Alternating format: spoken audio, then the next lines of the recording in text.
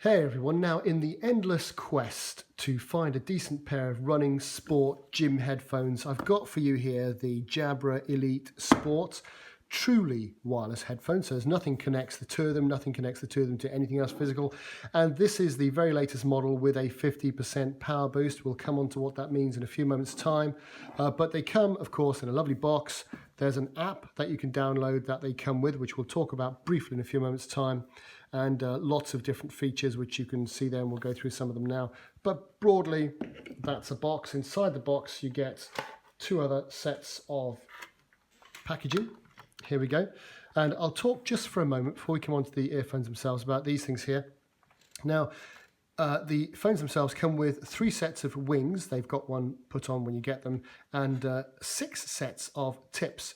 Now, the wings here are to keep the earphones themselves properly secured within your ears, and the tips here are in order for you to make sure that your ear canal is filled to the degree that you may or may not want it to be filled.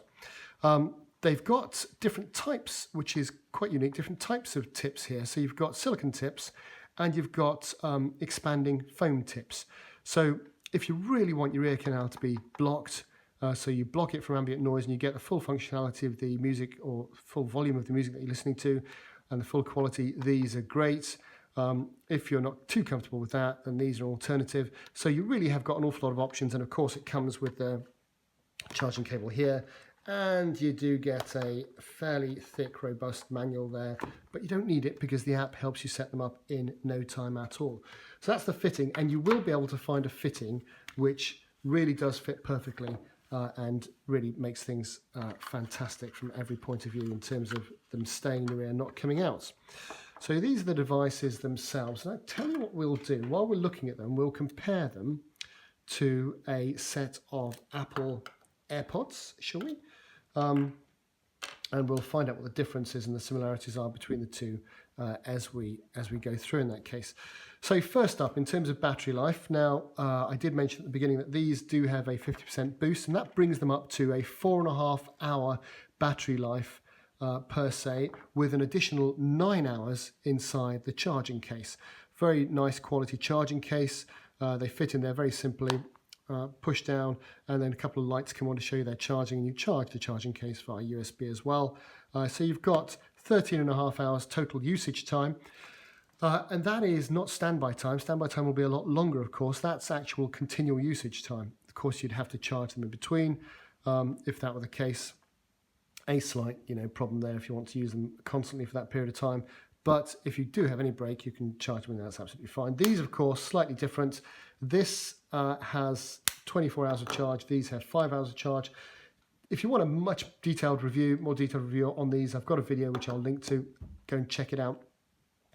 Not sure why this is a bigger case yet doesn't quite have the capacity of these. I don't know. Maybe it's something to do with the power required, because they are different headphones, as we'll find out now. In terms of functionality and fit, these Apple ones just sit in your earlobe, if you like. So they don't fill your ear canal, they just sit in there. Look a bit, different.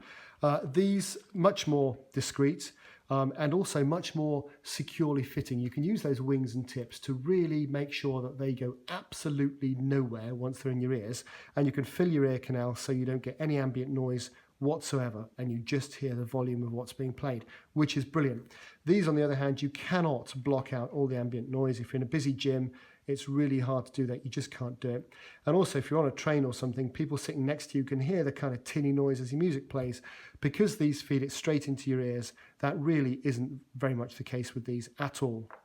In terms of control and functionality, on this, you've got on the left one, you've got a volume up and down, you've got a track forward and previous track button for a long press, which is great. On this one, you've got obviously power on, power off. You've got the call, receive, call end. You've got another really key feature, which is to be able to hear ambient noise. So you've got that choice. You can either block everything out, so if you're in a busy gym, or if you're running and you want to hear some ambient noise, you can pause your music and you can press the button, and the external microphones bring in the ambient noise. That is a wonderful feature. Of course, you get ambient noise with these and you can't turn it off. So, okay, it's a slightly separate thing. But that's a wonderful added bonus and a wonderful added feature too that these have. In terms of signal strength, the call quality is brilliant for both of them. You'll have no trouble people hearing exactly what you're saying, whatever environment you're in. And equally, you'll be able to hear other people very well, depending, of course, on the external volume for these ones here. In terms of distance, you can use them from your phone. Neither of them will let you store anything on them. There are some models out there with much less functionality that will let you store music tracks on the phones themselves. I was able to walk a good 20 meters with both of these away from my device in terms of being in a busy gym and going down the other end to use a different piece of kit while I left my stuff with a training partner. No connection issues at all within a 20-meter gym length. That's very, very good and very, very sound from that point of view. So no issues there whatsoever.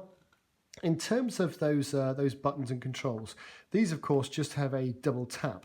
And with iOS 11, you do get slightly more functionality as to whether the double tap on each one does a track forward, a track back. So it's track forward or track back or start and stop or Siri. So you've got a limited choice and you can only choose one for each one. And you have to go back to your phone for the other one. So there is that kind of limit. Both of them kind of know when they're in your ears and will stop playing the music when you take one out and start when you put them in again, which is, kind of useful, maybe. I don't know. But they both do that. The only downside of these, in terms of their control facility, they're much more functional in terms of what you can do, but you have to press a button and you have to press it fairly hard. Now, I found that to be a little bit uncomfortable. If you're doing that a lot, you're going to have to find a way of, which is easy to do, wedge your finger behind as you're pressing or wedge your thumb behind as you're pressing the bottom one. Otherwise, it does get a little bit sore after a while. Apart from that, in terms of wearing them both for long periods of time, they're very, very comfortable. As I say, I do feel slightly more vulnerable with these because they're just resting in there. They fall out very, very rarely, actually, very surprisingly, considering the way they sit in your ear. They stay there really well. These just ain't going nowhere, and that's absolutely fantastic. If you are into really, really active sports and you don't want to lose one, because let's face it, you lose one of these, I think Apple will let you buy another one. You lose one of these, I think you're completely stuffed. And that brings us on to the price, of course, because these are expensive. These are expensive and then some, because they're about 80% more expensive on top than these. That's probably because the extra tech, which we'll talk about now. Before we go down that road, can I just ask, if you're getting anything out of this, could you please leave a thumbs up and could you also subscribe? Those two things really make a difference and make me know that what I'm doing is at least a little bit worthwhile. So please do that. Now, in terms of the tech, this right earpiece, for example, has a heart rate monitor built in. And one of the big aspects of these Jabras is that they come with an app that you can download for Android and iOS. And that app really is superb in terms of acting as a running coach, as a training partner, recording all your training data. For myself, I don't really want to use that because I'm using my Phoenix Garmin 3 for all my running, etc. And I use a chest strap for accurate heart rate monitoring. So I don't really benefit from those features. But if you want those features, it's a splendid app. Now, you can download the app without the phones, I think, and have a bit of a fiddle. It really is a splendid app to have. And it's a wonderful running companion and a kind of a motivational coach if you want that sort of thing. And you want these to record some biometrics, including if you want to train within specific heart rate zones and you want to do things like the Cooper test. This will take you through those sorts of things with the app, which is, that's a great feature. Of course, you don't really get that with this. You might be able to get third-party apps to do that with these. I don't know. They certainly don't have heart rate monitoring, that sort of stuff. So those the comparisons, if you like. I do love these. They're not going anywhere in terms of staying in your ear. My just concern with these, my only concern is from a physical point of view, is the buttons are a bit hard to press, and that's a little bit uncomfortable in your ear. If only they'd been something slightly easier. I get, with a double tap, you're kind of limited. As these are kind of limited. I'm not sure why the case couldn't store a bit more power if you can fit so much power inside a toothpick case. I don't know why you can't fit some more power inside a much bigger case. And then, of course, there's the price. You are paying, I think, for some high-tech gear inside here that links up with the app and does an awful lot more than I possibly want them to do.